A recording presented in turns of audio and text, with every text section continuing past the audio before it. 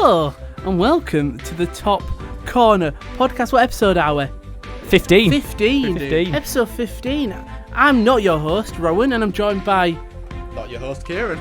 And the Josh, host. the host, Josh. How are we doing? There we go. Great. I thought that was quite good, actually. Welcome to the Top Corner podcast, episode number 15. Apologies about the late start. We've had to make quite a few drastic last-minute changes to the show so we can actually go live because, we probably weren't going to go live about 20 minutes ago. But we are here. We've got loads to talk about today from European football as all other leagues around the world get cancelled. Yeah, as well as loads of other games going on that'll probably get cancelled in a couple of days' time. Me and Rowan are on one mic today. They are. We're basically hugging this entire podcast. They are indeed. Now, nothing wrong with that. No, there's nothing wrong with that at all. You might be aware, as you can see, that we haven't actually got the cameras on today. The reason why is usually the studio that we would use.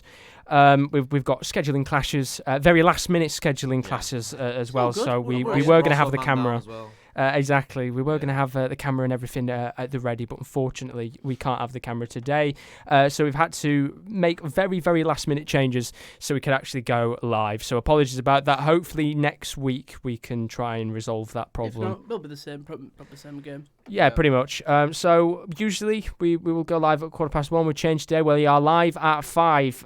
So we'll be here probably all the way until pretty much towards where the Champions League's going to start, really, aren't we? 6, 7-ish.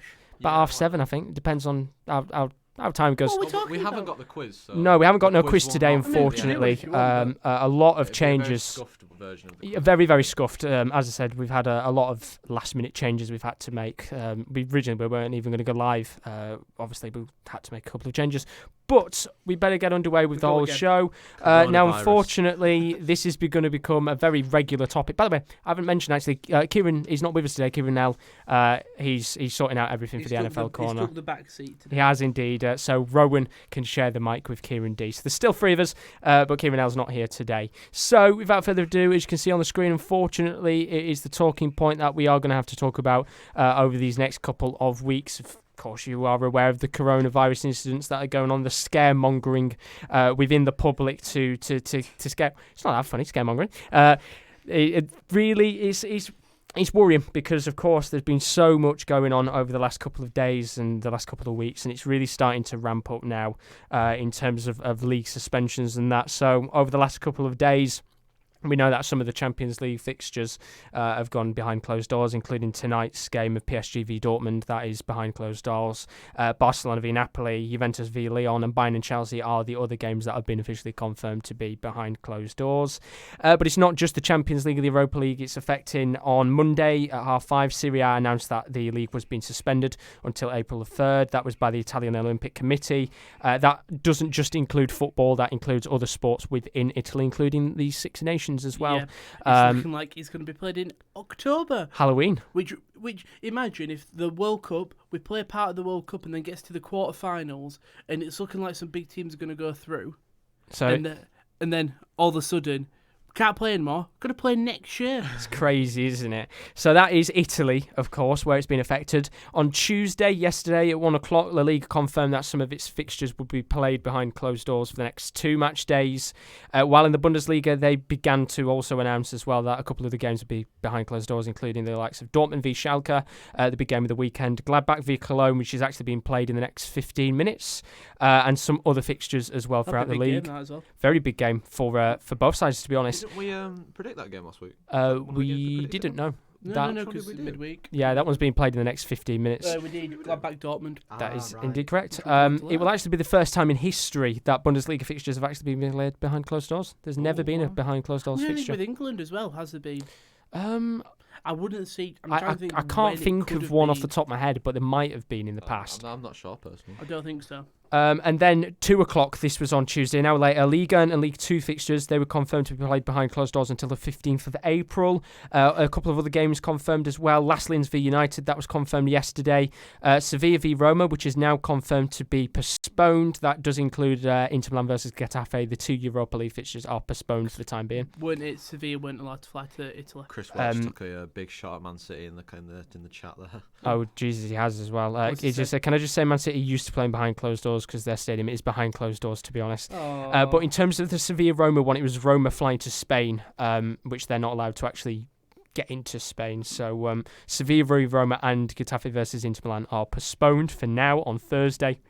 A couple of other fixtures that have been postponed, not postponed, but played behind closed doors, includes Republic of Ireland versus Slovakia, which is the Euro 2020 playoff to be played on 26th of March. Which might not matter. Which might not even matter. Because the Euros will happen. Well, yeah, it but could happen a year later. We really don't know right now with what is happening with the Euros. The likelihood is that's probably going to be suspended, I would say, till 2021, I would assume. What I was thinking is, with the suspension, if it happens with the Euros, you must feel sorry for some players who maybe were considering Euros being their retirement, and then having to wait another year. Yeah, no, that is very true, and I think a lot of players as well. It's a fantastic. By the way, it's breaking news that's just come in. Actually, 2 more games will be going ahead as scheduled. Last Linz v Man United, they've just confirmed that's been played behind closed doors, and Frankfurt v Basel. Basel was supposed to be playing the first leg at home. They've flipped it, so Frankfurt will play at home. That's why didn't they do that with the? I suppose with Italian games they can't because they're not flying in and out. But they really don't know what's happening. But it's chaotic right now, just within world football. Germany versus Italy.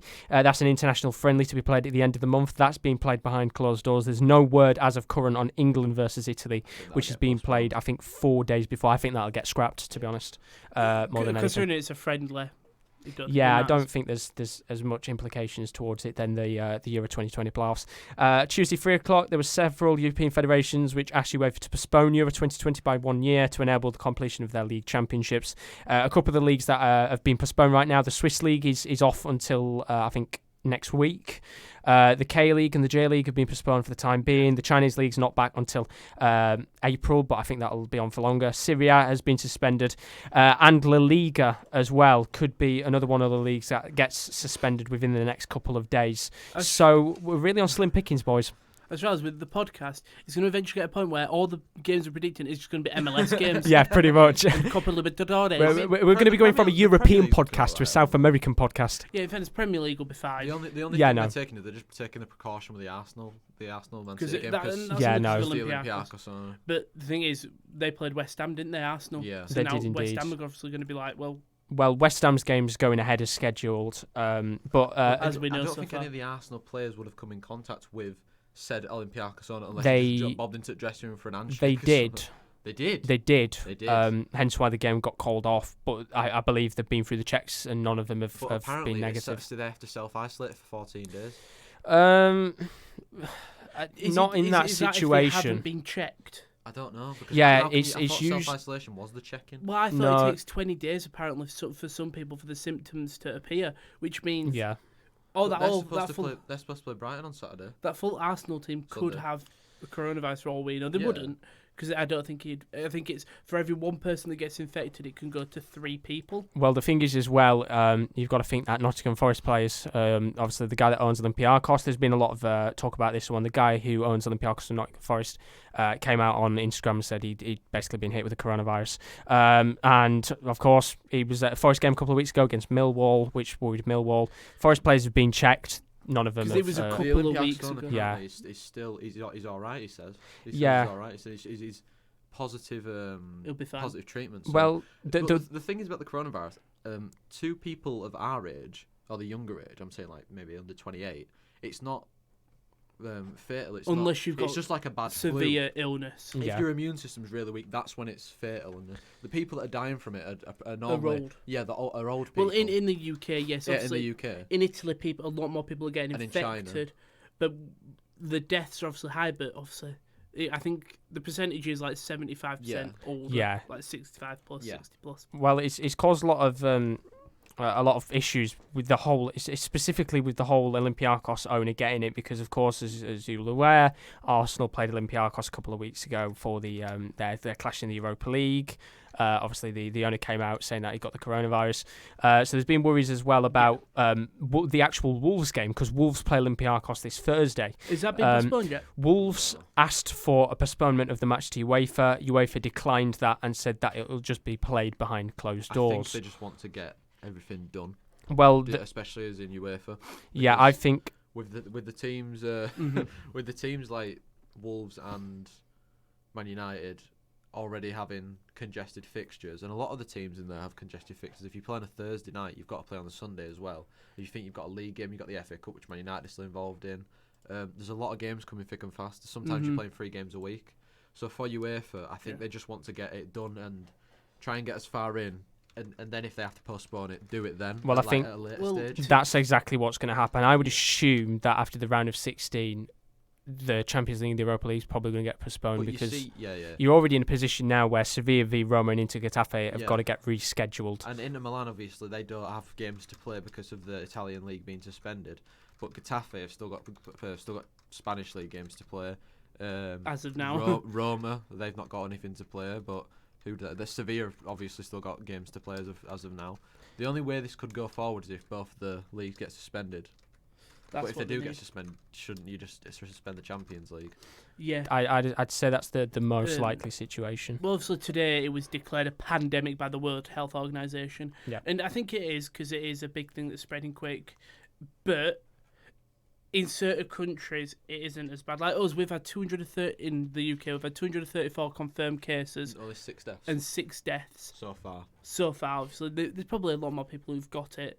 But they might not even realise. They might just think I'm quite ill. Yeah, like I was saying, if for people our age, it's just a bad flu. Yeah, and obviously you can just get over the flu. I think the problem with it and with sporting events currently is the F1 Grand Prix is happening on Sunday, and in Australia, and it's 2 members of the Haas team and 1 member of the McLaren team have either got it or they're being tested for it.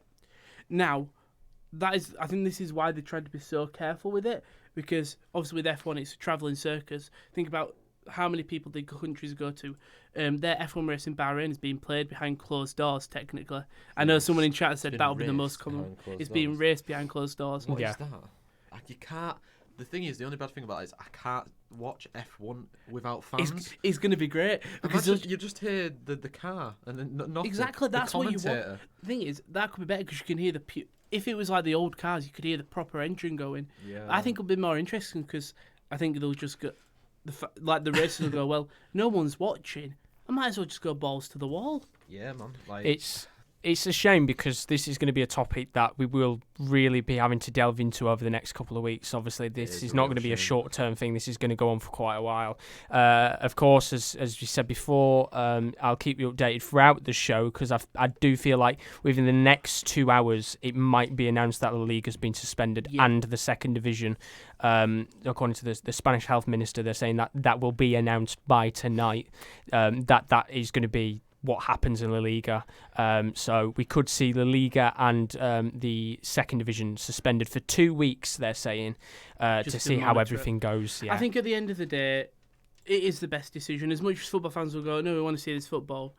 The only way you're going to get your football back is if coronavirus is cured. I think it is. Or contained. I think it's being blown out of proportion, coronavirus, but they're just taking the precautions they need to. Just in case, because we've never really experienced this in modern... I mean, we've had swine flu, haven't we? And not on such a... Yeah, but it's what happens every 5-6 years. Something big like Ebola. Do you remember when that came up? And everyone were panicking. And it was only in Africa. Literally. I mean, it's, as I said, unfortunately, it probably will be the starting piece over this next couple of weeks, just because, obviously, we've been a European show. It's always worth keeping you all updated on what's going on. So the Spanish Cup final as well, which was scheduled for the April 18th, that's just been announced as postponed as well. That's between Real Sociedad and Bilbao. The real question is, in this situation, of course, as we know, Euro 2020 is supposedly supposed to be coming up June 12th. The first match of Euro 2020 was to be Italy versus Turkey, played in Rome. Well, it is looking very, very likely that that's not going to happen at all.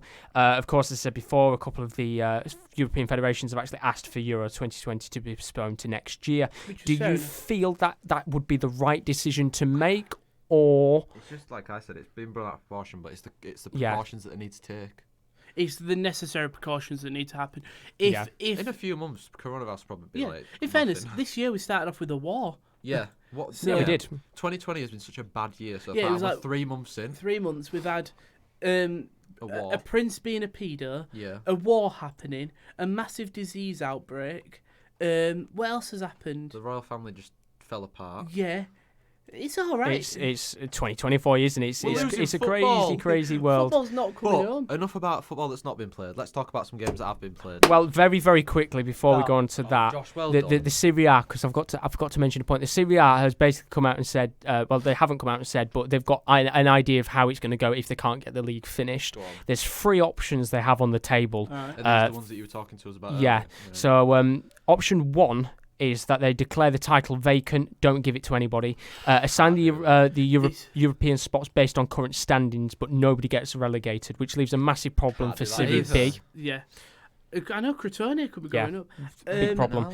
The second option is that the season just ends there. The title and relegation gets based on the table as of current, which therefore would mean Juventus would begin the title. Teams don't play each other. Exactly, and there's some teams that have got 1 or 2 games ahead of the other.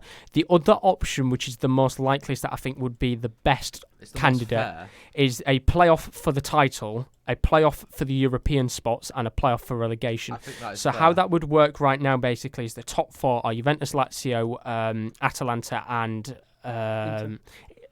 Juventus, Lazio, Inter Milan, and Atalanta. Atalanta win the playoff and win the league. Pretty much. After being like 30 points behind. They are 15 points behind Juventus with a game in hand. Can we do that in the Premier League? Kieran just wants any chance. Can we do it in the top 5 though? Can you imagine that? For League One. We'd rather Oh, it'd be great. Anyway. Yeah, I think we'd go up. The European spots would be Roma, Napoli, Milan, and Hellas Verona as of current, which that would be an interesting one for the Europa League spots because there's 2 available. And for the relegation battle, that would be between Brescia, Spal, Lecce, and Genoa. Now, you'd have to feel sorry for Genoa, who actually won their last game against Milan 2-1 on Sunday, winning that to go out of the relegation spots. Now, can you imagine if they lost and got relegated? That's what I think. Imagine if Atalanta won the league after being 15 points behind. Crazy. Imagine if that happened in the Premier League and Liverpool didn't win the title. It'd be absolutely mental. I would honestly. It would be the most Liverpool thing ever. How the coronavirus has impacted. We're 27 points clear.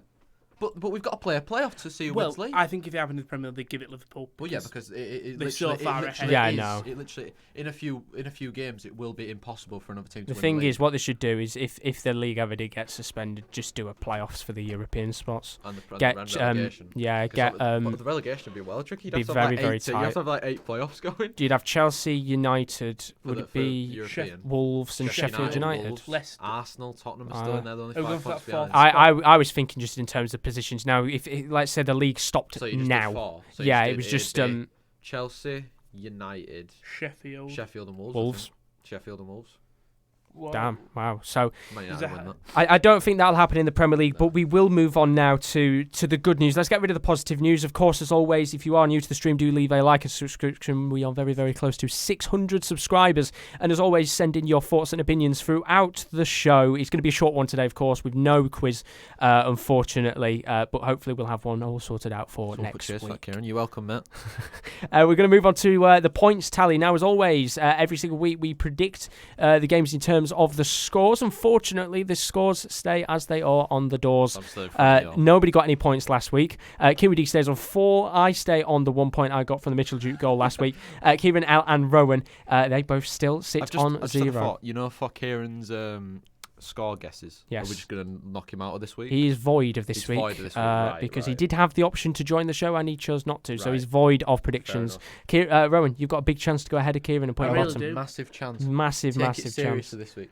But we're going to move on straight away. You're all right. You're all right. Basically, there was a sticker and I put it on my nose. It made me cry. He is crying, I can confirm. Oh, I'll tell you what. You wouldn't get this when we'd go live usually. While Rowan's crying, let's move on. Let's go straight into the week's fixture results. So, unfortunately, as I said before, none of us did get any of the scores correct this week, but there have been some pretty thrilling games throughout this week. We start off in the Bundesliga, where it ended Gladbach 1, Borussia Dortmund 2. Who would like to talk us through this one? I'll do the last one, so I'll take it. Go on, Ron. Well, I've lost.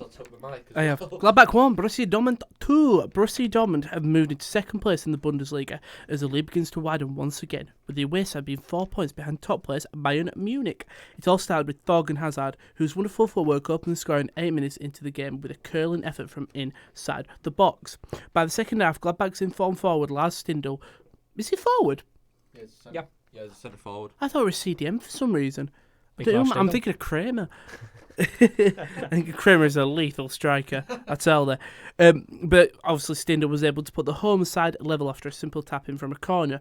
However, it wasn't to be for the home side, as Achraf Hakimi was able to give all 3 points to Dortmund in the 71st minute, courtesy of his blistering pace and poor Gladbach defending. Gladbach have now dropped to 5th, 9 points from the title, but game in hand over the rest top 5.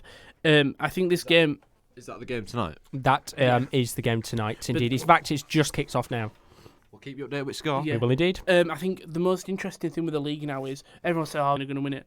They're only 2 points ahead. 4 points. 4 points ahead. I think it's because we were looking where Bayer Leverkusen were. Yeah, it was a whole debate of Bayer Leverkusen last week. They're out of it.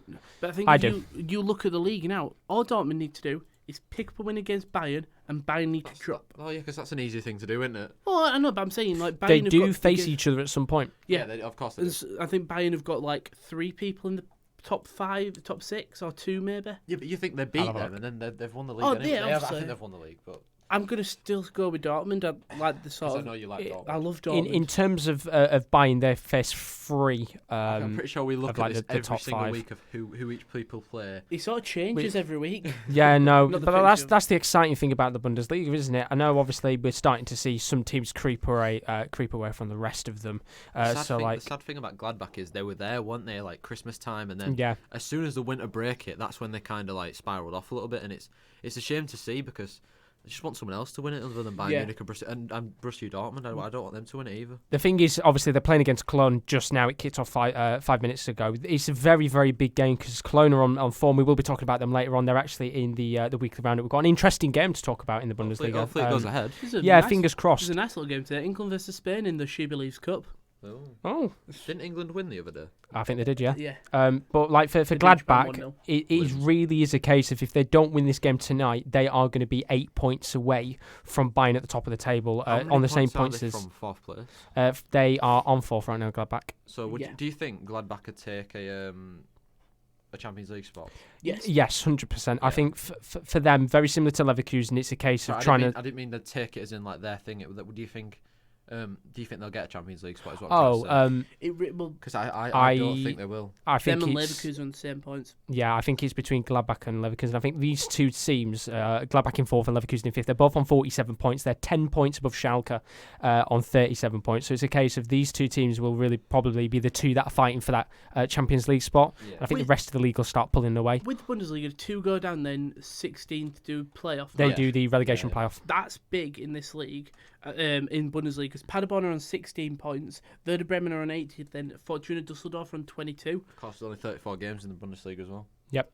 So it's going to be very. So there's 10. So there's 10 games left for Werder Bremen, 9 for Paderborn, 9 for Dusseldorf, 9 for everyone else. And Werder Bremen are 4 points behind Dusseldorf. They were sat in that. All Paderborn need is 2 wins.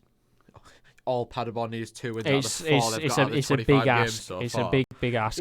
We will be talking about that relegation zone a little bit later on because, as I said, one of the games we've got will actually feature one of the sides fighting for survival. The mad thing is about that Paderborn, they've drawn with Dortmund at Dortmund this year as well. Yeah, no, it's a weird team because weird 3-3 game, wasn't it? But it's Paderborn. When I look at two teams in the Bundesliga, just going off topic, it's just me that Paderborn and Dusseldorf of last year. Union Berlin, Paderborn and Union Berlin. They're two teams where you genuinely don't know what they could do. And I'm surprised to see Werder Bremen down there as well. Yeah, Werder Bremen have been. They had just like a fall from grace or something because they've got a really good team. They've really, really struggled this season. I think they've never kicked on fully as much as they wanted to. They started the season off just horrendously. I think they lost their first 2 games of the season. Were in a bad position. They got a win, started to pick up some form, and then they played Leipzig and Dortmund, and that's when everything kind of fell off the rails. I think they had 4 or 5 draws in a row, which is crazy to think. But we will talk about a little bit more about the Bundesliga later on. We are going to be talking about Cologne versus Mainz, which in the respect of things isn't the biggest game on paper, but I've picked this one out because it's certainly an interesting one in terms of league position. For both sides, so we will talk about that one a little bit later on. Let's say that Gladbach played through him at Cam. Yeah, no, that's where that's what they're playing. I think they're playing 4-2-2. They're playing a 4-2-2. Yeah, 2 triple white triple wide. They'll play like the wide players. So we'll move on from the Bundesliga because that is one of the leagues we'll be talking about from the very restricted weekly roundup. Week on week, it's getting more restricted. We're going to move over to the French league now. We talked about this one last week. OGC Nice versus Monaco, two teams that are desperately fighting for a European place, and the pressure has begun to build on AS Monaco after a very poor defeat to OGC Nice, which saw Stefan Jovetic get sent off late into the game. It actually leaves them now 9 points away from a European spot. But the plaudits must go to Kasper Dolberg, the Danish striker formerly of Ajax, who joined OGC Nice this season, because he was able to claim all the 3 points as they moved to 6th in league earned. Monaco took the lead in the 32nd minute thanks to a simple chip over the goalkeeper from Wissam Ben Yedder, but the Danish striker took the second half into his own hands, the first goal consisting of a back post header, which left Lecomte stranded. While his winning goal was poor work from the French keeper once again, he had the chance to run out and claim the ball, but Dolberg was too quick to get a simple tap into the back of the net. It was a very simple goal, and it leaves AS Monaco. They actually ended the game with 10 men after a honestly terrible two-footed tackle from Jovetic. How bad are we talking? I'm not seeing it. He didn't go for the ball; he jumped and two-footed the guy and got sent off straight away. World Cup 2010. Pretty much, yeah. It was honestly absolutely horrendous tackle. I don't know what Jovetic was thinking of doing. How many goals has Dolberg got this season? Dolberg is on, I believe, 11 goals this season. I will have a look for you now. Really, if you think about it, for a niche striker, that's not. I don't think that's that bad. He's top scorers in the French league this season. He's got 11 goals. 11 goals, 3 assists. In fact, he's 172 minutes per goal with 1,894 minutes played. That's not bad. For him, he's not known like in the world as a goal scorer. But he obviously was at.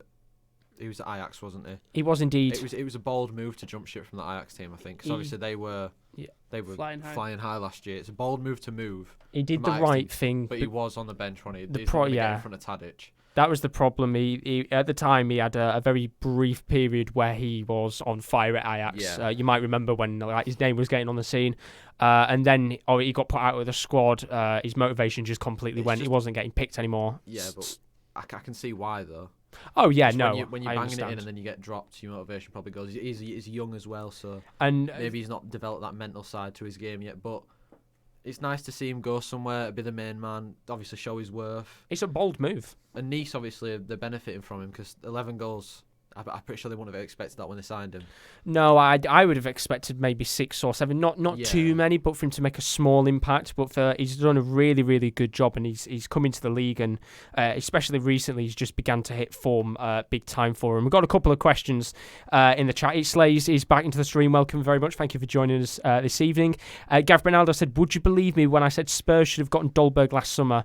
Would have been a decent striker." At the moment. Yeah, they need anyone. Last summer you wouldn't have thought, Spurs need a striker. They've got Kane, they've got a son who can sit there.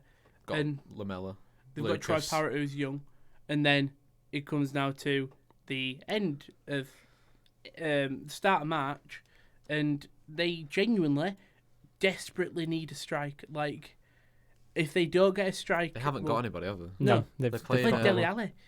Did he play as a false 9 or did he just play up front? I think false 9, but I'm classing that as a striker. Can't play a false 9, Dele Alli. Dele Alli's not a false 9. No. I'd put Lucas as a false 9. Chris Welch has put, do you guys think Monaco will ever be back near the top? No. Nope. In terms of top and winning the league, no. But to get back to the Champions League, they're going to have a lot of work to do because obviously last season, you might remember, they were very, very close to getting relegated. It went down to the last game of the season and they only just survived by the skin of their teeth. That was Thierry Henry. I think the thing is with Monaco, I think everyone just... It was Leonardo Jardim as well. Everyone just overhyped them because of just that season there when they beat Man City in Champions League, when they had Mendy, Sidibe, Falcao, Bakayoko, Mbappe. They had an amazing team which just got absolutely slaughtered. Who was their goalkeeper at the time? I have no idea, mate. The goalkeeper for Monaco? Yeah. When they played City? Yeah, I swear it was not big, but... Was it Glasgow? No, Glasgow never played for them. I think at the time it was... it wasn't Benaglia, I'm checking. Subasic. It was the Croatian goalkeeper. No, they don't. They really don't. No, they don't at all. But I guess every team has their heyday. But yeah, in terms of Monaco, they just had that much. They just had a battering, didn't they? Their team just got battered. in the summer. Everyone went. You think who they lost? They lost Mendy, Bakayoko, in that time Mbappe, their best player. Mendy, Bakayoko, Mbappe. Who played? Falcao left. Falcao jumped ship. There was a lot of players that just vanished. Fabinho as well. You think about literally the spine of the team went. You're thinking Fabinho, Bakayoko, left back Mendy, João Moutinho, Bernardo Silva. Yep. A lot of players jumped ship. Well, they didn't jump ship. They just went because of how good they were. It's like a chicken wing. I forgot to say it. They lost the bone, but they had the floppy meat. You don't want the floppy meat. You want that structure of the bone to keep the meat tied round it. They lost their left side of the meat. Exactly. That's this week's analogy for Rowan. I like it. Is it every week? Do you think in your room of like a different analogy? Whiteboard out. I either get board games loaded up. Cluedo. How can I work Cluedo in? I want at the end of this podcast a green triangle of the week. Thank you very much. Right. Yeah. And that needs do you know to be what? a thing We'll make that a feature. Green triangle of the week. Yeah. But it was a big game for Nice. They are still quite far away themselves from an actual position. I think they're 8 points away from European spots. So I mean, if the league gets thingy, they might be all right because they might get in it with a playoff.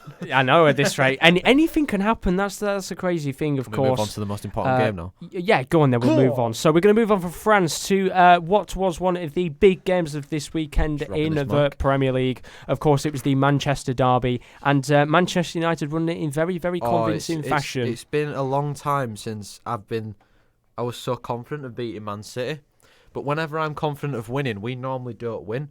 But at the moment, like you said earlier, we are the most informed team in England. Yeah. And it's nice to see.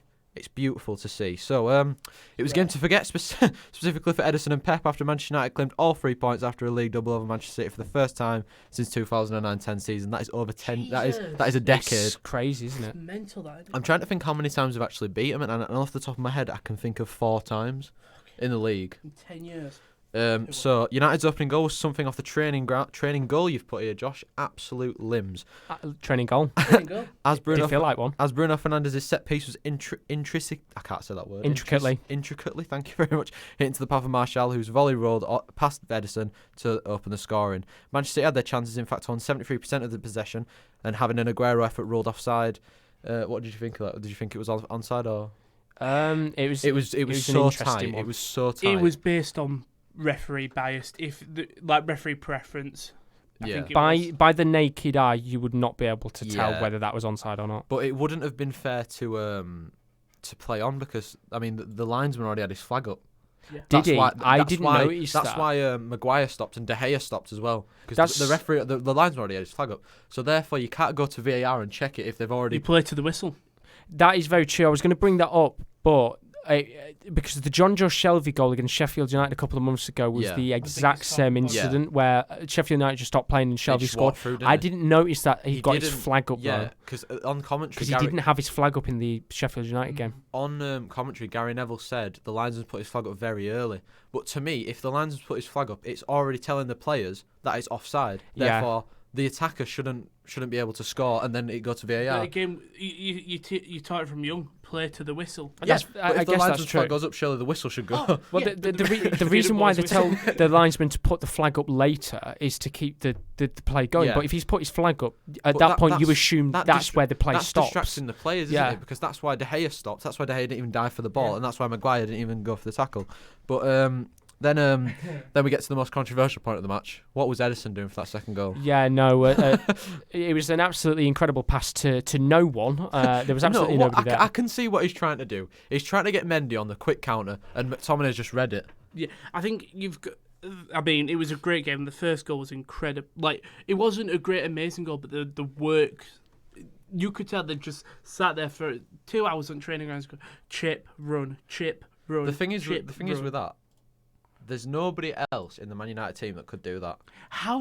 For me, if you watch the clip, how did Martial know where to run? Like, we were watching the clip earlier, Bruno Fernandes doesn't look at him. Fred's not looking at him, but Fred puts his hand up. But Martial wouldn't have been able to see Fred's hand. I think they've tried. I think like you said, they must have done that in training. Someone who was in the box has definitely made a signal to Martial to run. I think what happened was when Fred puts his hand up, Martial has a really, really quick glance, and as soon as Fred's hand goes up, he's off. He's off, and that's he left Aguero and Gundogan scrambling behind him. Because they just didn't expect it. No, I didn't expect it, to be honest. I don't think anybody expected it. The way it was going, I expected the usual, you're chipping the ball up, you're one of the centre-backs. Yeah, pretty much. But I think the thing is about Bruno Fernandes, he's made such a massive difference because there's nobody else in that team, maybe bar one Mata, that could spot that pass and deliver it and wait the way he did. I think we all joked in January when you was going to say, we're getting Bruno, and then you eventually thought, is he going to live up to the hype? And he really has turned your team around. I mean, you think about it, since he's come in, we've not lost. No, and it's the feel good factor is there. He's a leader, and you see it on the pitch. He makes everyone around him better. Since he's come in, people are actually starting to appreciate Fred. Yeah, I've seen loads of articles on Sky Sports since Bruno Fernandes has come in saying Fred's revamp at Manchester United. I've been saying it for 3 to 4 months. We have laughed that Fred is the most important player in the Man United team. But don't you think that's changed now? That Bruno's it's definitely changed. Gareth Ronaldo's put he did indeed get it right, but he called United to win 2-0, which I do remember him putting down. I'm pretty sure I said 3-1. I think so. But, now Pogba. I'm bringing Pogba very randomly because... Can I just mention the other brilliant midfielder we've got? Go for it. Scott McTominay. Oh, what a goal. Now, 40 yards. There's controversy. I mean, Edison, what the fuck was he doing? I'm sorry. But when you're playing... He just played it into the open. It was the rain that helped. It was like when you play FIFA and you're meant to kick it to the far wing and he's played it straight down the middle where there's no one. The thing is, I could see what he was trying to do. Because he's obviously trying to get Mendy on the quick counter-attack because they needed to score. That's but he's just misjudged it. The ball skidded off the rain and it's gone straight to McTominay. The whistle should have been blown. You're on 4 minutes at a time. You're on 96 minutes. Yeah. But it was 5 minutes at a time. We're in the 96th and a half minute. Paul Pogba, of course, there's been rumours going around that Paul Pogba is now likely to sign a new contract at Manchester United. Do you feel like now with the addition of Bruno Fernandes that Pogba will be much more of a better player? He'll be allowed to have a bit more freedom in the side? I never wanted Pogba to leave. I absolutely love Paul Pogba. He's one of the best midfielders in the world on his day. But he's never come out and specifically said himself that he wants to leave Man United, and he's always got on with his job. It's unfortunate he's been injured, and obviously the injury's probably... People think it's made up. But when you break your ankle and then you come back and you break it again, I don't think anybody can really say out about that. No. But in terms of him signing a contract, I'd want him to sign a contract because I absolutely love him. But it'll be interesting because I'd rather cash in on him, in all honesty. The midfield, but that's the thing. Would you rather cash in him or would you rather him stay? Because the midfield is getting better and better week on week. Nobody's going to be able to pay the wages either. He's on $300,000 a week. When Pogba's back, what do you do? Do you drop Fred? Do you drop McTominay? You drop... That's where the issue is. You drop Matic, I think. Because Matic has been great. Yeah, Matic has been great. Pogba's not really a CDM though, is he? Yeah, you don't play him as CDM. But do you think that Pogba will benefit from Bruno? The fact that... I think everyone's benefited from it. You 100%. can see in the team, everyone's benefited from it. Everyone's playing better because he's a leader on the pitch. It's just Paul Pogba is a leader on the pitch as well. He can't do it all himself. Now we've got players that can. Sorry, I keep cutting you off. It's all right. Now we've got players that actually can play football and not Andreas Pereira on the field.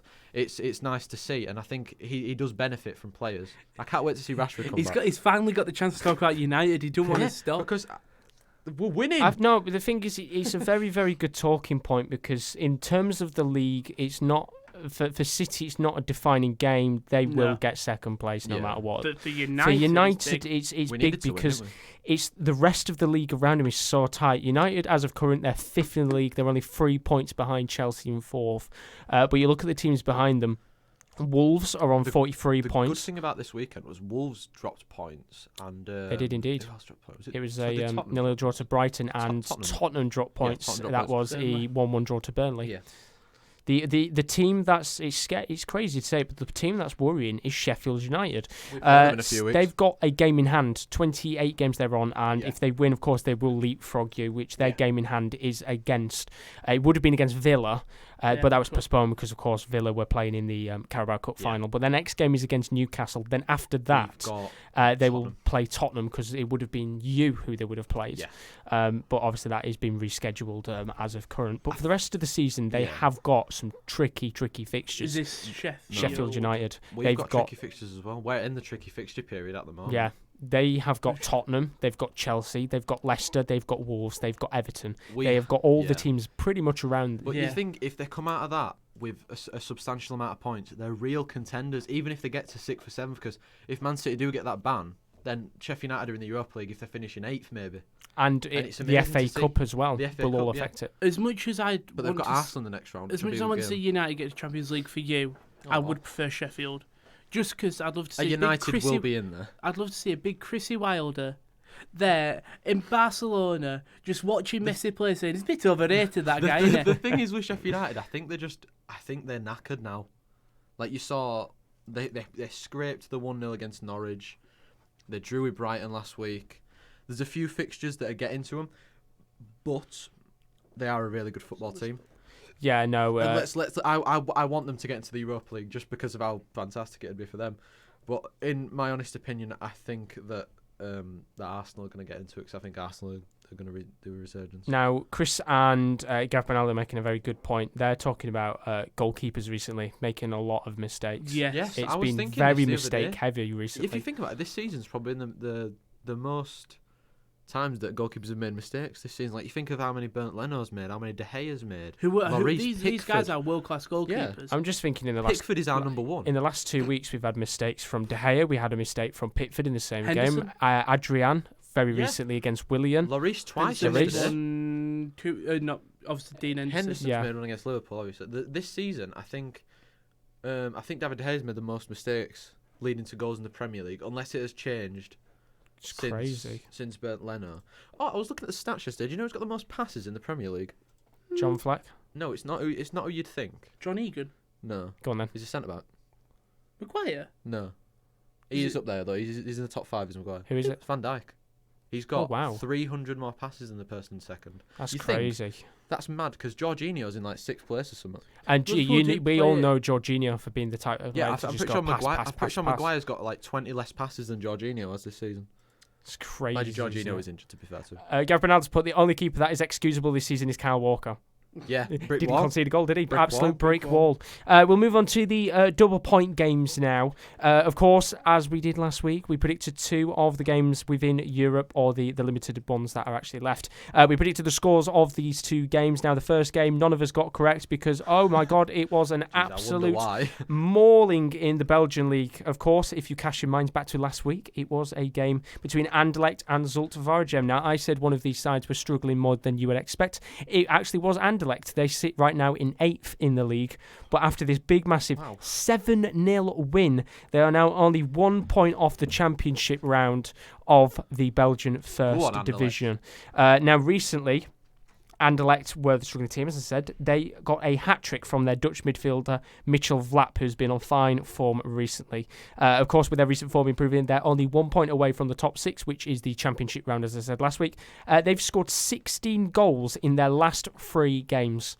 Absolutely incredible. They beat Eupen 6-1 on the 21st of February. On the 29th of February, they beat Vasselen Beveren 3-0. And of course, they now got that 7-0 win against Zulte Waregem. Their last game is against Sint-Truiden on the 15th of March. Well, they could really be going into that championship round of the Belgian Pro League. Well, I'll tell you what, they were struggling quite recently. Of course, as you know, Vincent Kompany is the manager. He will not be happy. No, certainly not. But he won't be happy with where they are. Now, I'm not going to lie. In terms of predictions-wise, none of us even predicted more than 3 goals in this game. I feel like I went for Zulte Waregem. Did I go? I went for Zulte, I think. I think the highest I had for Anderlecht was, I think, 2-0. Somebody predicted, but nobody predicted 7-0, which is when you usually would go for it. The one time when I did do my stupid predictions. It's Slazer just put. I think he thinks Atalanta will go to the final. Is that the Champions League final? Wow. Yeah. Well, that'll be that's a talking point later because that is in fact one of the double points we'll have later on. That's going to be an interesting one. The second game was from the MLS, and this was between Toronto and New York City FC. This ended Toronto 1, New York City FC 0. Once again, nobody actually predicted Toronto to win. Wow. So nobody got any points in that situation. Toronto would claim all 3 points in this MLS fixture thanks to an 81st winner from Ifunan Yachi Achara, leaving Toronto 4th in the league. Well done. That was a tricky name. Should I do my green triangle because it involves the MLS? Go on then. My green triangle of the week is an MLS game. It is LAFC versus Philadelphia. Now, if you don't know what happened in this game, Philadelphia went 1-0 up in the 28th minute through Santos. Carlos Vela equalised 10 minutes later. Then on the 48th minute, Glesnes scored to make Philadelphia 2-1 up. Rossi scored literally a minute later, 2-0. Philadelphia then went 3-2 up in the 69th minute through Aronson. And then the 71st minute, LAFC equalised. The MLS is always a crazy league. It's mental. So Philadelphia were winning this game 3 times. And each time they bottled it. And it was it was like a minute or two after they scored, they conceded, which really shows defensive worries there. But the MLS is always a crazy league. I'm going to be predicting most of the MLS games soon when the coronavirus costs. Yeah, I know, it'll just be the MLS left, won't it? We'll just have all the MLS fixtures and we'll have all our predictions for it. So that was the double points for last week and this week's fixture results. Let's go on to the weekly roundup. Let's have it.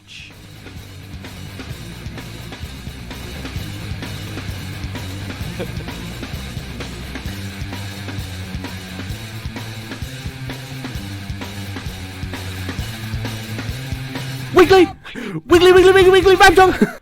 Right, the problem with that is we've been using that sound quite a lot, but last week we got a copyright strike because we used it. Now, we didn't actually use the actual chop suey, but we got a copyright strike, so we might have to tinker about that. But we like it. It's a great sound, isn't it? Rowan looks absolutely devastated. I thought it was 7 seconds and then you got a copyright strike. Yeah. Is that 7 seconds long? I think it's because the intro is It's super 20 long. seconds. It's because the intro is super We need to long. cut that down. I'll cut that down so we don't get no... roundup bit. We've got to have that. We can't have no copyright strike. I'll just speed it up every single time. We can't have no copyright strike, so I'll probably edit that down so we can use it. But of course, if you haven't been on the podcast before or on the channel, welcome to the Sports Corner. Thank you very much for joining us on this fine Wednesday evening, not Tuesday. Wednesday evening ahead of the Champions League fixtures later on. Usually we'd go live at 1 o'clock, but we are live today at 5 o'clock, and that will be the same next week as well. We'll be more prepared this time because, of course, we had very last-minute scheduling clashes, which therefore means any of you which are expecting a quiz, if you've got pen and paper ready, put that to the side. You can have that for next week. Unfortunately, there's no quiz. Have a brain refresh. But the weekly roundup, the way that this works is we take some of the fixtures in Europe and we predict the scores of these games. As we talked about earlier, the points tally is looking like this. Kieren D so far is in the lead on 4 points. He's absolutely smashing the rest of us. I have 1 point, while Kieren L, who is not on the podcast this week, has 0, and Rowan has 0. And he is void for this week, Kieren L. He is out of the predictions, and he's prepping for the NFL corner tomorrow. Make sure you tune in for that on Thursdays. He is indeed. So, Rowan, you really do have a fantastic chance to get into You can do it, Rowan. You've got this. And don't forget, we also have the 2 double points available. However, there's more than just 2 double points available this week. So there really is a chance for people to potentially leapfrog in the points tally. So I could be bottom. You really could be. Third, after this week. If you so, get a few Rowan, you really do need to get some points this week. No pressure. Coming in for them 7-0 victories for... the first game, FC Cologne versus Mainz. So we usually, over those couple of weeks, we pick some big Bundesliga games. Come on, that was a great segue. It was. I'll give you credit for that. There's been some big Bundesliga games that we've picked out. We always tend to pick out a Leipzig or we'll pick out a Gladbach. But I wanted to give something a little bit different this week. So these are 2 sides that you've probably heard quite a lot about recently in the news in terms of league form and specific players. But right now, Cologne are actually playing against Gladbach in the league. That is still 0-0, by the way, with half an hour into the game. This week we picked out Cologne versus Mainz. Now, on paper, this fixture does not sound like the most exciting of matches. But for Cologne, this is a major opportunity to spring a shock to the rest of the Bundesliga. Now, depending on their result today against Gladbach, they could be only 5 points away. In fact, they could only be 2 points away from a European spot. They've actually had 5 wins in their last 7 games. They're currently right now sitting 10th, but of course they are using their game in hand, so they could move all the way up. They'll only move up, to 7th in the league, but 2 points away from a European spot. So that could be a very, very tasty game for Cologne. We could get Kieren L's predictions if we wanted. Unfortunately, he's void. He's not here. He doesn't count. He's in the next room. Should we go ask him? Do you want me to go ask him? Nah, he's void. Oh. He had the option to be on, and he said no, so the options are void. He said no because he didn't want to would have all had to share a mic. Oh, okay. If you want, you can ask him. As for Mainz, they've only lost one of their last 5 games this season, but they sit 4 points away from the relegation playoff spots. They will heavily rely on the top scorer, Robin Kieran, with 12 goals to try and stop the recent good run. You've just nicked my pen. I need it. Cologne that have been on. John Cordoba scored 3 goals in the last 3 games and is not a nominee for the Bundesliga Player of the Month because I thought he was going to be. Weird, that, isn't it? Yeah, unfortunately, he's not. He's not there. There's a couple of different other nominees this week. But as I said, at the end of the day, this is a game on paper that you think, this is probably going to be dead. It's not going to be the most exciting of matches. But recently, Cologne have been on an absolutely incredible run of form. I'm just going to waffle on for a little bit because Rowan has robbed the pen that Josh needs. My pen that I needed.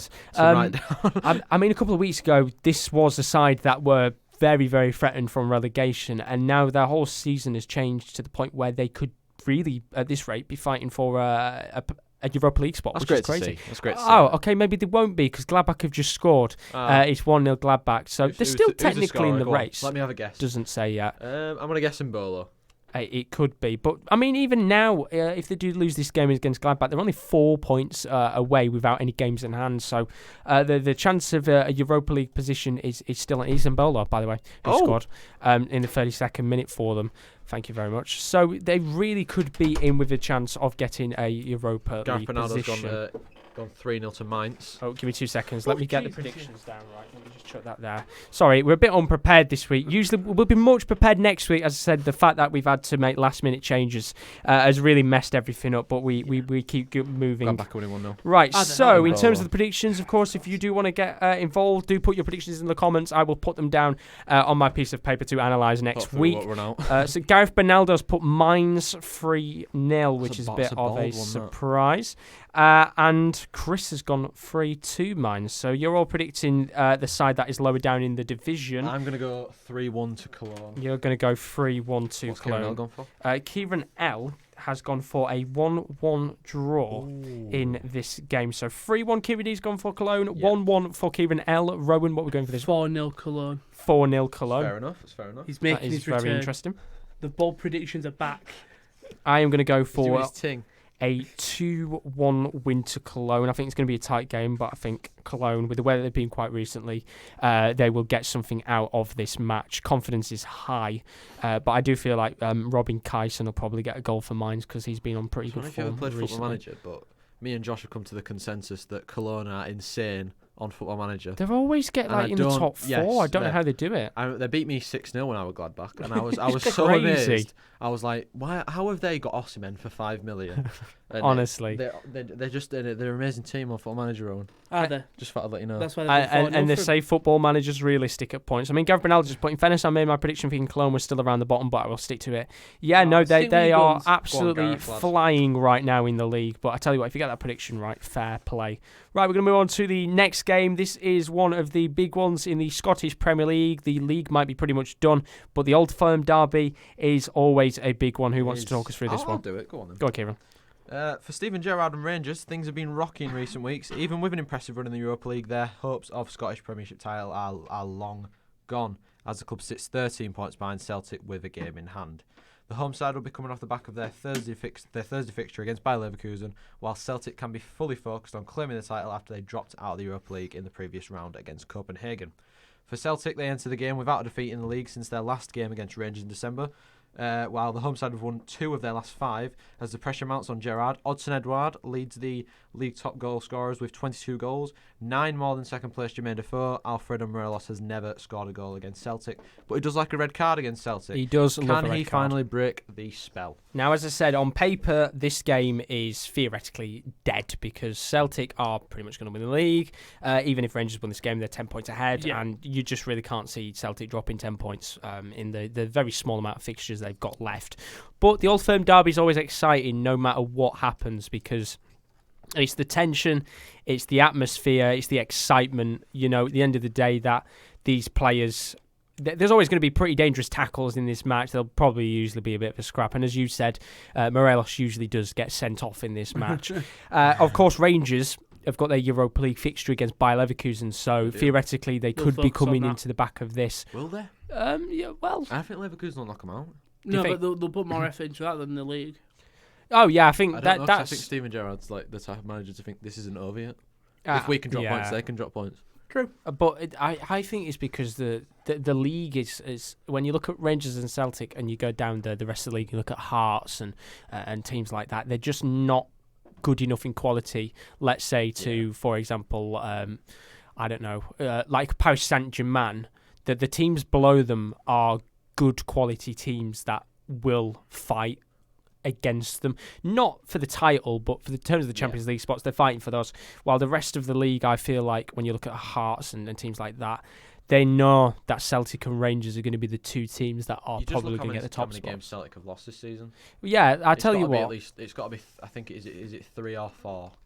Scottish League table. They have only lost this season 2 games. 2, yeah. The one games against Rangers, which is absolutely crazy. It is similar to Paris Saint-Germain, like you said. I mean, they've only lost, I think, is it 3 games? I think they've lost 3 this season. I mean, even Rangers have only technically lost 4 matches, which in the respect of things is pretty good. 67 points. We've only lost 8. The draws that they got, I mean, a lot of the result, like how many have they got? They've got 4.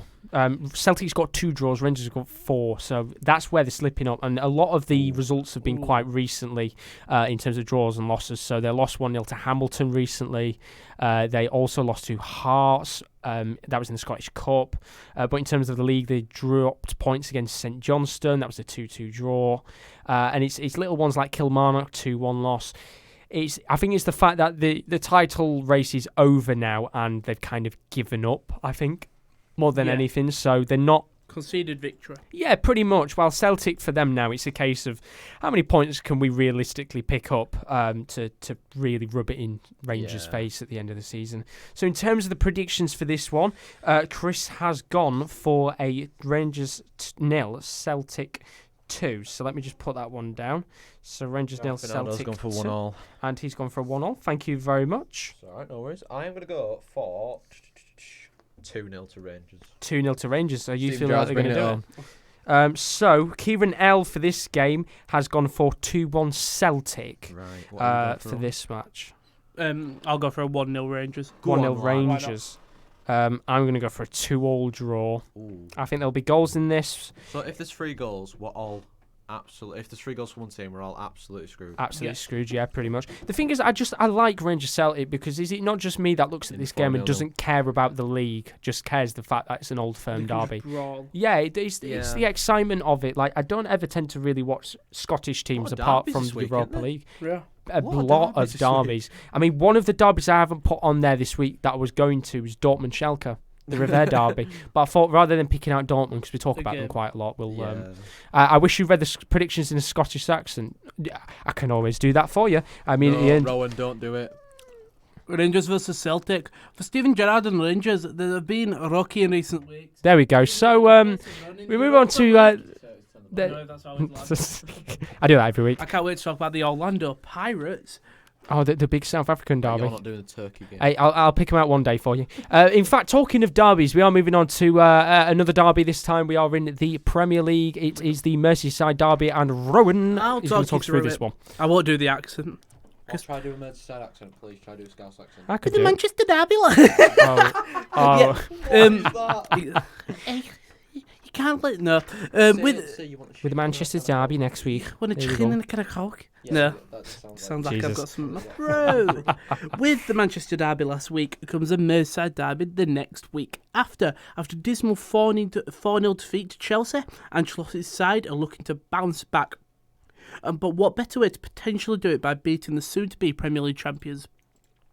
A win for the home side could put them back into the top 10, while a loss can drop them down to 13th, depending on Man City's results. If Liverpool can win this game, they could potentially win this title at Crystal Palace next week.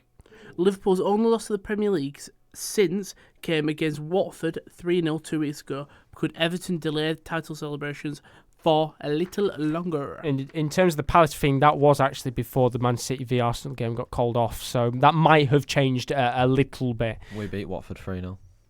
There you go. Liverpool lost to Watford 3-0. You know what that means? Man United 6. Does that mean that Man United is better? But in terms of this game, it's another one that's always a little bit feisty. Of course, the last time that they actually played each other, that was in the FA Cup, wasn't it? Where the third round. just dominated them. But the last league game you might remember was the 5-2 win for Liverpool. That was on Amazon Prime. Chances in that game as well. It was a crazy game. I mean, Divock Origi put them up in the 6th minute. Then Shaqiri made it 2-0. Then Michael Keane scored, and it was just a crazy first half of football. We beat Tottenham as well. This game can really go anywhere, regardless of where the teams are. Yeah, because players will perform for certain games. Everton are playing well at the moment. I mean, apart from the 4-0, they got absolutely dominated by Chelsea though. But power of Olivier we Giroud. beat Chelsea 2-0 as well. I mean, for Everton, they're 3 games without a win now, Everton. And of course, they are still chasing the rest of the pack in the hope that they could maybe potentially pull off getting a Europa League place. But they've got a long way to go now to try and get that. I mean, they're only 5 points off, 6 points off Sheffield United. But in terms of being in the top 5 to guarantee a position, they're quite far away. What's happened to Liverpool? They just don't look the same. I know they're obviously going to win the league. They just don't look. They don't look as firing as they were like a month ago. Yeah. Do you think it's like not like Rangers, but the fact that they know they've won the title now, that they can put the feet up a bit? It's back this week. There's no fire in the midfield. Apart from Milner, the Milner passion, the speech before the game is great. You seen it? Obviously saved him online, didn't he? When it was 2-1. Incredible as well. I mean, I don't know how he gets to it as well. If you watch Milner, that's why. It's just the speed of the 34-year-old or whatever it was. Hasn't he got 60 pace on FIFA? Yeah, pretty much. I think he does. I mean, like the whole game is always exciting. I think there's never a dull moment in this game. But my Peppers, what is going on? My Peppers, what is happening? What is happening? Peppers absolutely it is sucked. We keep going. It's all right. Right. So predictions wise for this game. I'll write these up later on.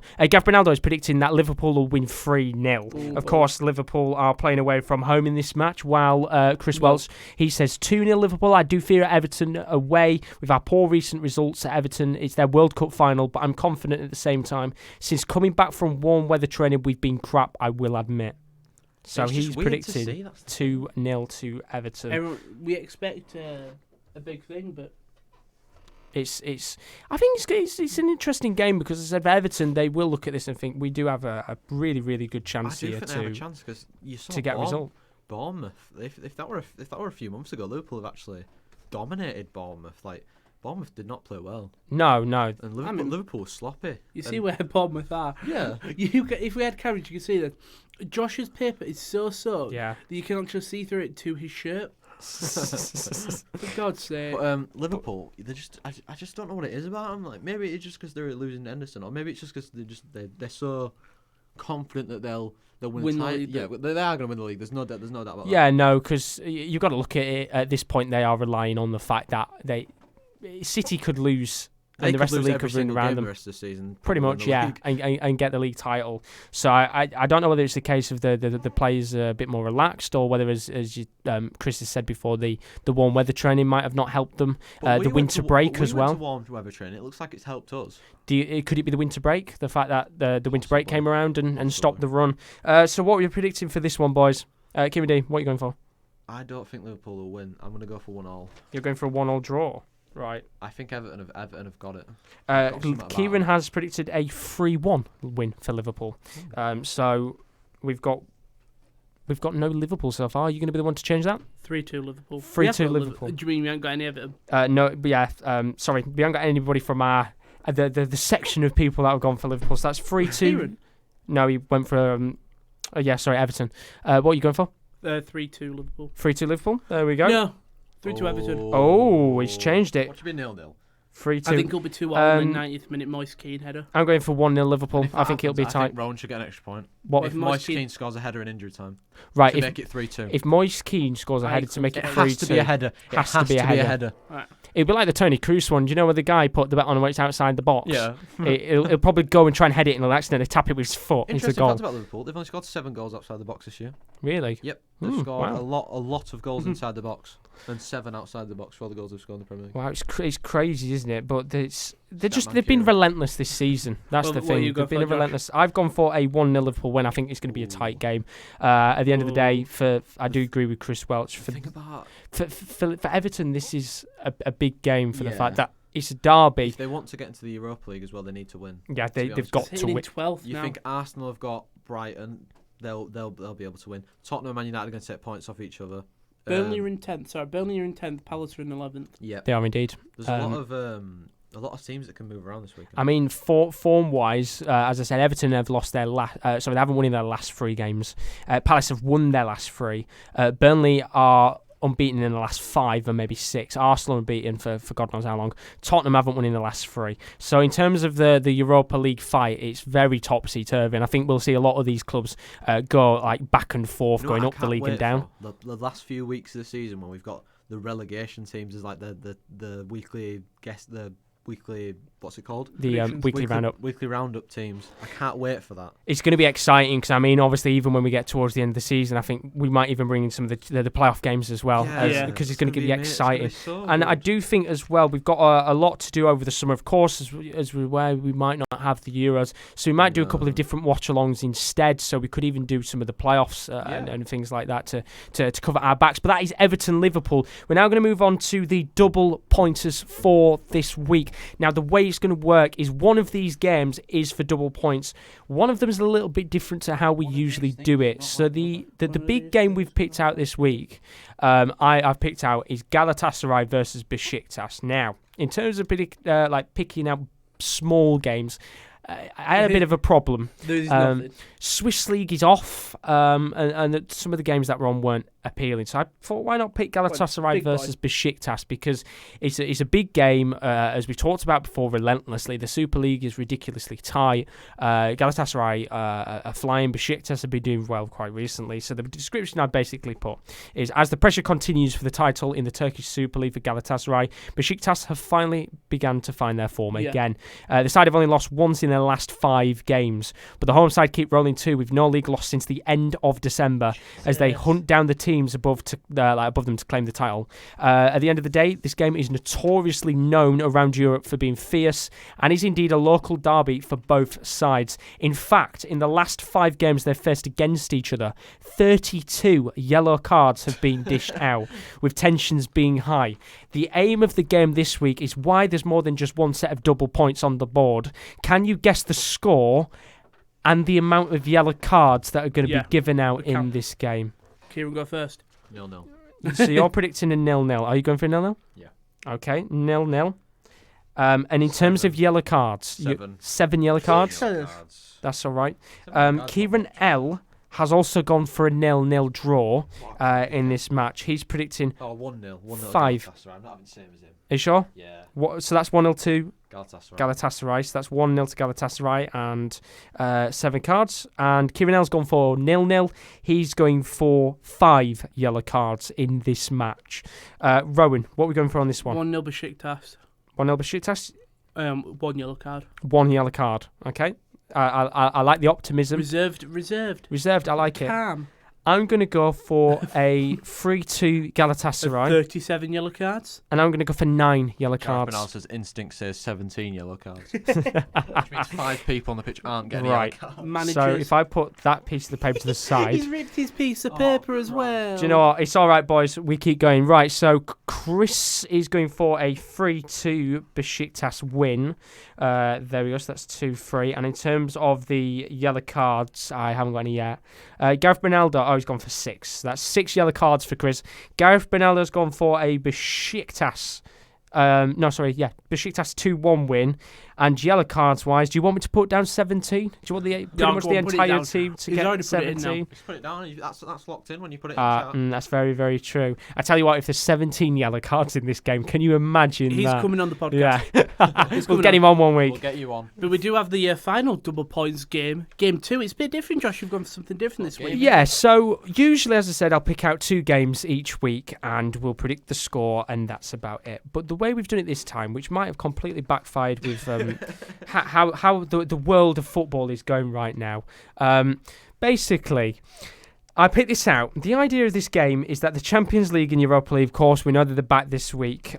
We've got the second legs of the Champions League fixtures, and we've got the round of 16 for the Europa League.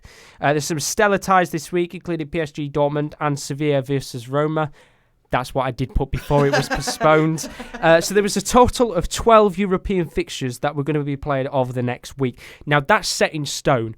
there are still 12 fixtures being played. Obviously, we don't know about 2 of them when they'll get played.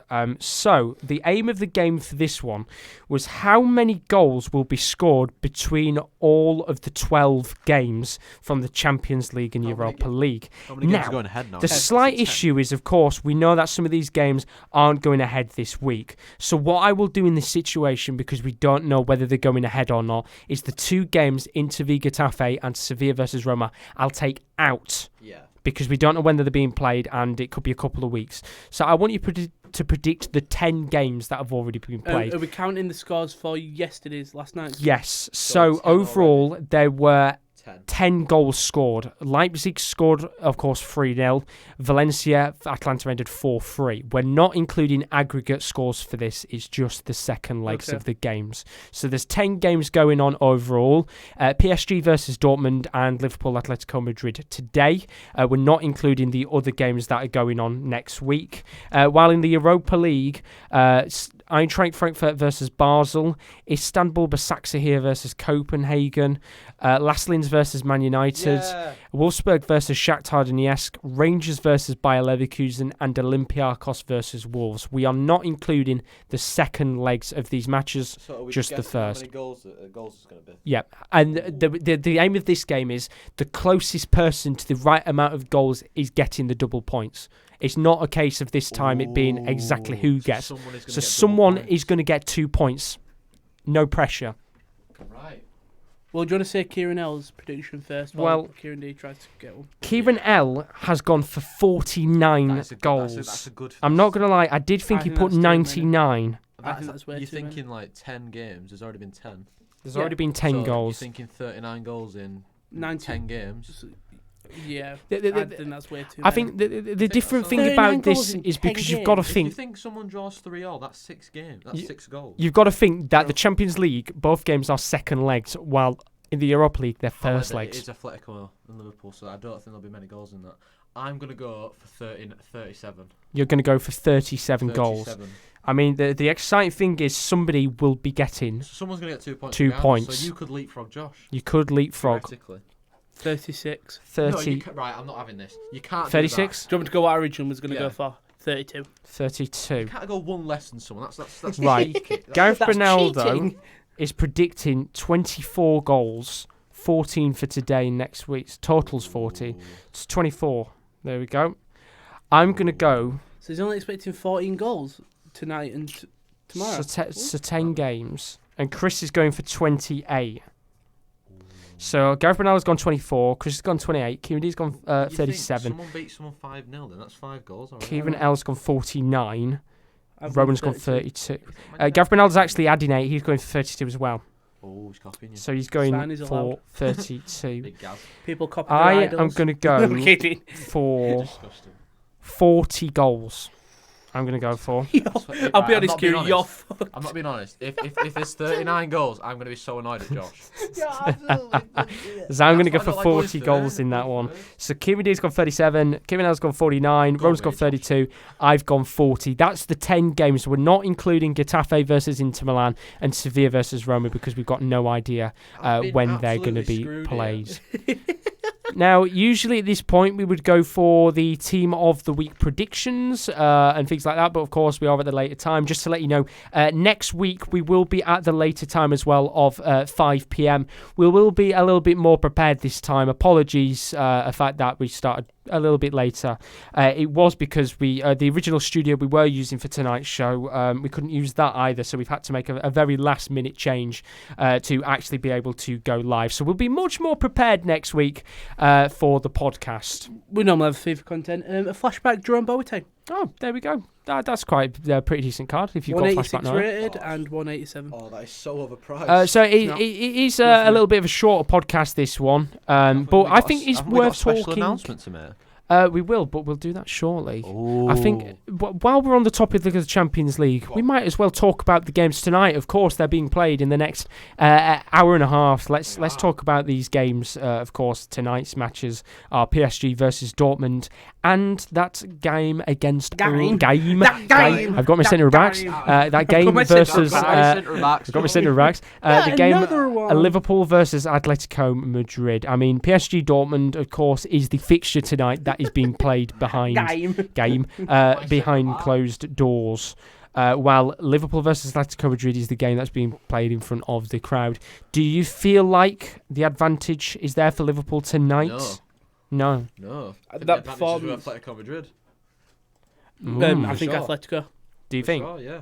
I mean, it's an interesting one because in the context, I feel like that if this game was being played behind closed doors, it'd be a massive favourite of Atletico Madrid. Anfield will be bouncing. There's no doubt about Oh, that. 100%. They know what's at stake. But imagine how infuriating, and especially if Liverpool don't score in the first half, the tension of the fans, it's going to get very hostile. Thank you for that. Hostile in Anfield very quickly. Imagine if they don't go through. Imagine how, I'm not being funny, but Liverpool fans don't like when they lose already because they're not used to it. Do you think they would be more annoyed if they never they hadn't won the Champions League? Oh yeah, for sure. But I think they want to win it again, don't they? Because they think they're the best team in the world.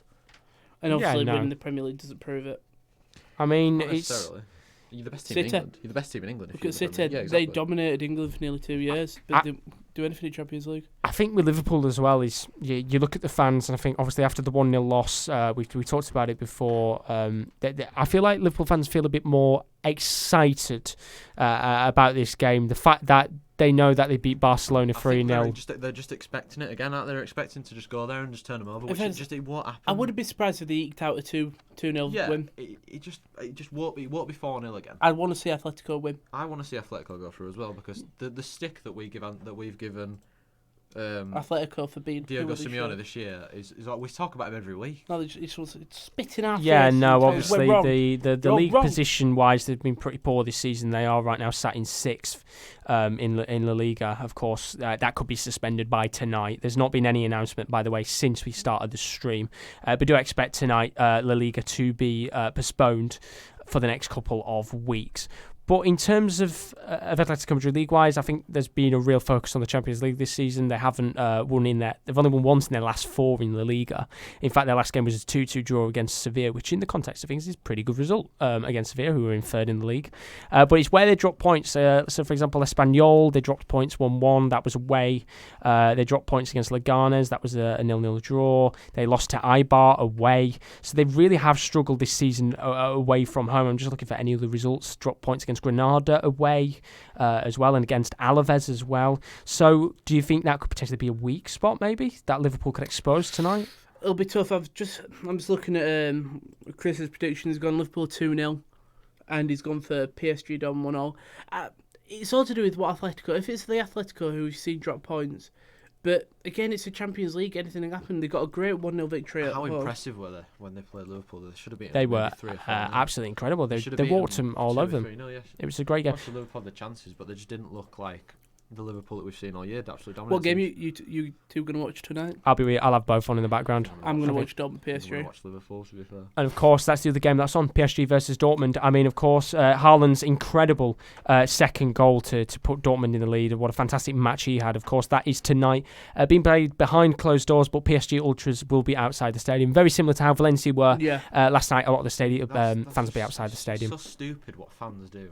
Do you know what I mean? They've been told to stay away from the stadium. Oh, let's go gather outside instead. I get it shows the passion for the sport, though, I know doesn't it it? shows passion for the sport, but especially with the coronavirus, if they don't want it to spread, and they're telling people not to show up. They're playing these games behind closed doors for a reason. They're trying to help the fans. I know that obviously it's awful for people who've bought tickets, but they've refunded them all. But if you bought a ticket to go, say what if that was someone's first game they were going to go to? It's very, very true. But, I mean, they are some of the big matches tonight. Of course, they're being played at 8 o'clock UK time. But the podcast next week will be live at 5 p.m. UK time. As I said, we'll probably try and sort something out. So we're a little bit more organised, as I said. We had to make last-minute changes. And we do have an announcement to make as well. As of next week, fingers crossed, or the week after, we are delighted to announce that we have got a partnership with Proper Sport. So basically what this means for the channel is that it will not just be going live on a YouTube page. It'll also be going live on the Proper Sport Facebook page as well. So this will allow us to be able to broadcast our podcast onto the likes of iTunes and Spotify. So we're working in the background right now with Proper Sport to get things sorted out, and hopefully next week or the week after, we should be underway with the podcast on Spotify and iTunes and things like that. Nothing's changing with the podcast. No. It's staying the same. They want it exactly how we want it.